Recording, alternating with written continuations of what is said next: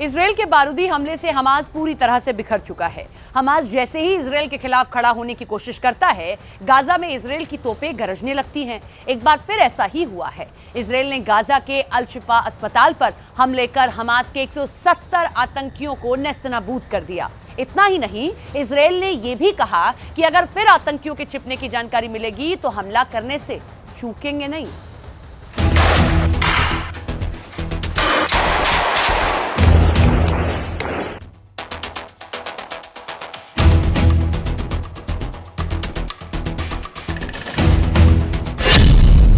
शुक्रवार को इजरायल में अमेरिकी विदेश मंत्री पहुंचे।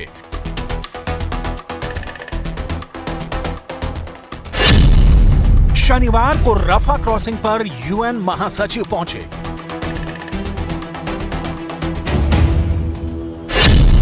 और रविवार आते आते इजरायल ने हमास के 170 आतंकियों को ढेर कर दिया। अमेरिकी विदेश मंत्री ने प्यार से नेतन्याहू को समझाया। फिर यूएन महासचिव ने खुद रफा क्रॉसिंग पर खड़े होकर इजरायल को थोड़ा चेताया, लेकिन इजरायल टस से मस नहीं हुआ। इजरायल ने अपना मिशन अबॉर्ट नहीं किया। इजरायल ने जो ठाना था वो करके रहा।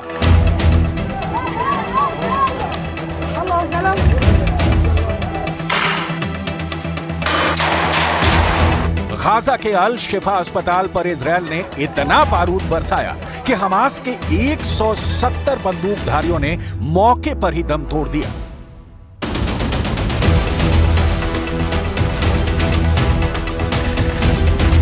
इजरायली सेना के बंदूकों से निकली गोलियों की तड़तड़ाहट से अल शिफा अस्पताल के आसपास का पूरा इलाका गूंजने लगा। अल शिफा अस्पताल के आसपास रहने वाले लोगों का दावा है कि इजरायली सेना ने अस्पताल के आसपास की सड़कों पर दर्जनों घरों और अपार्टमेंटों को निशाना बनाया। पास के एक दूसरे अस्पताल अल हेलो पर भी हमला बोला गया और सड़कों पर बुलडोजर चला दिया। इजरायल के हमलों पर हमास के मीडिया कार्यालय ने कहा कि इजरायली टैंकों ने अल शिफा अस्पताल की कई इमारतों पर हमला किया और सर्जरी विभाग के एक ऑफिस में आग लगा दी। वहीं इजरायली सेना ने कहा कि अब तक 350 से अधिक हमास और इस्लामिक जिहाद आतंकवादियों को अस्पताल में हिरासत में लिया गया है और कुल 800 लोगों से पूछताछ की गई।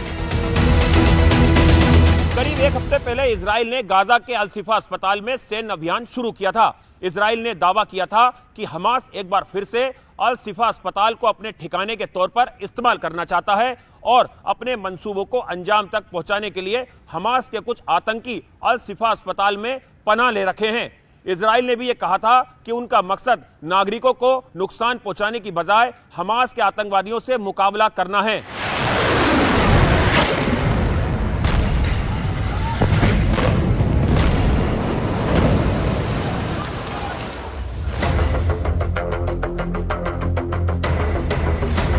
यह पहली बार नहीं है कि इजरायल ने गाजा के इस बड़े अस्पताल पर अटैक किया हो। इससे पहले भी टैंकों और अत्याधुनिक हथियारों से इजरायल अल शिफा अस्पताल पर अटैक कर चुका है। इजरायल का अटैक इतना जोरदार था कि अल शिफा का नक्शा बिगड़ चुका था। इजरायल ने अल शिफा अस्पताल के नीचे टनल भी मिलने का दावा किया था। इस टनल की लंबाई 55 मीटर बताई गई। उस वक्त जारी वीडियो में एक इजरायली सैनिक टनल में उतरता दिखा। इजरायली सेना ने दावा किया कि टनल में छिपकर फायर करने के लिए होल भी था। यहीं से हमास के लड़ाके अटैक कर रहे थे। उस वक्त तो इजरायली अटैक की तेजी को देखते हुए WHO ने बयान जारी कर कहा था कि गाजा पट्टी के सबसे बड़े अस्पताल अल शिफा ने काम करना बंद कर दिया और हमास नियंत्रित क्षेत्र के उत्तरी क्षेत्र में इजरायल के हमले के कारण मृतकों की संख्या बढ़ती जा रही है। अल शिफा के बाद भी इजरायली सेना ने गाजा में एक और अस्पताल को चारों ओर से टैंकों से घेरा और कार्रवाई की। इसका नाम इंडोनेशिया अस्पताल था। इसे गाजा में इंडोनेशिया की मदद से बनाया गया था। अल जजीरा की रिपोर्ट के मुताबिक इजरायली हमले में अस्पताल का सर्जरी रूम पूरी तरह से तबाह हो गया। कुछ डॉक्टरों और मरीजों की भी मौत की खबर आई। और अब एक बार फिर अटैक के बाद इजरायल की आईडीएफ ने फिर कहा कि वो अल शिफा अस्पताल से चल रही आतंकवादी गतिविधियों के खिलाफ कार्रवाई करती रहेगी। इजरायल के सैन्य अभियान पर गाजा के स्वास्थ्य मंत्रालय ने बयान जारी करते हुए दावा किया कि इस हमले में कई फिलिस्तीनियों की जान गई। दावे के मुताबिक 7 अक्टूबर से अब तक हुए इजरायली हमलों में 31,756 से अधिक फिलिस्तीनियों की मौत हो चुकी है। इजरायल एक साथ कई मोर्चों पर हमले कर रहा है। रविवार आधी रात को इजरायल ने उत्तर पूर्वी लेबनान में हिजबुल्लाह के ठिकानों पर एयर स्ट्राइक की।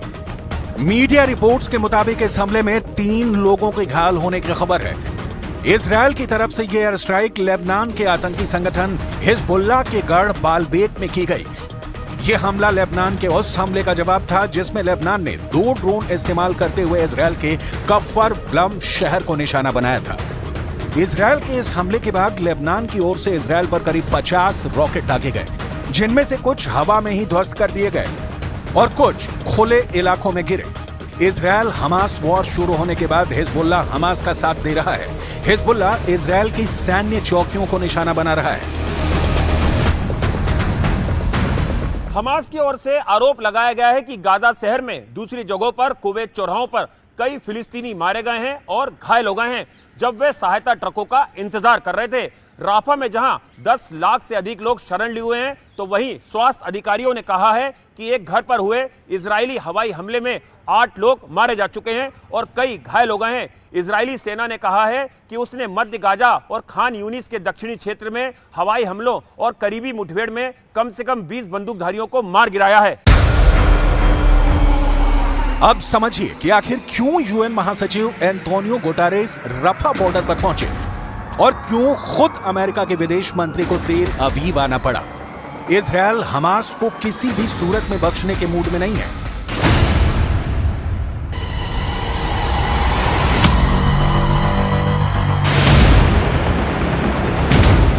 इजरायल हमास और हमास के करीबी संगठनों को लगातार जवाब दे रहा है, लेकिन मीडिया रिपोर्ट्स के मुताबिक इजरायल की कार्रवाई से गाजा में मानवीय संकट गहरा गया है। फिर भी इजरायल अब रफा में भी बड़ी कार्रवाई की तैयारी कर रहा है। गाजा की आधी से ज्यादा आबादी ने रफा में शरण ले रखी है। गुटेरेस ने रफा क्रॉसिंग से बयान जारी करते हुए कहा कि अब कोई भी हमला हालात को और भी बदतर बना देगा। हालात सिर्फ फिलिस्तीनी नागरिकों के लिए बदतर नहीं होंगे, बल्कि बंधकों और क्षेत्र के सभी लोगों के लिए भी बदतर होंगे। गुटेरेस ने संयुक्त राष्ट्र सुरक्षा परिषद में तत्काल संघर्ष विराम के लिए अमेरिकी प्रस्ताव पर सहमति नहीं बनने पर यह बयान जारी किया। मीडिया रिपोर्ट्स के मुताबिक रफा क्रॉसिंग के दूसरी ओर राहत सामग्री और खाने के सामान को लेकर करीब 7,000 ट्रक मिस्र के गाजा में प्रवेश करने का इंतजार कर रहे हैं, लेकिन इजरायल उन्हें बॉर्डर क्रॉस करने की परमिशन नहीं दे रहा है। इससे पहले गुरुवार और शुक्रवार को तेल अवीव में अमेरिका के विदेश मंत्री ने युद्ध विराम तुरंत लागू करने पर जोर दिया। इजरायल और हमास के युद्ध विराम लागू कराने के लिए एंटनी ब्लिंकन इजरायल में थे। इजरायली रक्षा मंत्रालय के सूत्रों से मिली जानकारी के मुताबिक मीटिंग में इजरायल की तरफ से कहा गया कि वो अपनी शर्तों पर कायम रहेगा। सूत्रों के मुताबिक हमास हर इजरायली महिला बंधक के बदले में 30 फिलिस्तीनी कैदियों की रिहाई चाहता है, जबकि इजरायल ने कहा कि वो एक महिला बंधक के लिए ज्यादा से ज्यादा 5 कैदियों को रिहा कर सकता है। इजरायल इस बात पर भी अड़ा हुआ है कि वो हत्या सहित गंभीर अपराधों के लिए जेल की सजा काट रहे फिलिस्तीनियों को रिहा नहीं करेगा। इजरायल ने कतर के प्रधानमंत्री मोहम्मद बिन अब्दुल रहमान अल थानी और मिस्र के खुफिया प्रमुख मेजर जनरल अब्बास कामेल सहित मध्यस्थों से कहा है कि वो युद्ध जीतने की कगार पर है। हमास की केवल 4 बटालियन बची है। इजरायल ने यह भी कहा कि वो पहले हमास की मांगों पर सहमत हो चुका है और अब इजरायल की शर्तों पर बातचीत आगे बढ़ाई जानी चाहिए। इजरायल और हमास के बीच यह युद्ध तब शुरू हुआ जब 7 अक्टूबर को हमास के लड़ाकों ने दक्षिणी इजरायल में घुसकर तांडव मचाया, जिसमें 1200 लोग बेमौत मारे गए और हमास ने 250 से ज्यादा लोगों को बंधक बना लिया।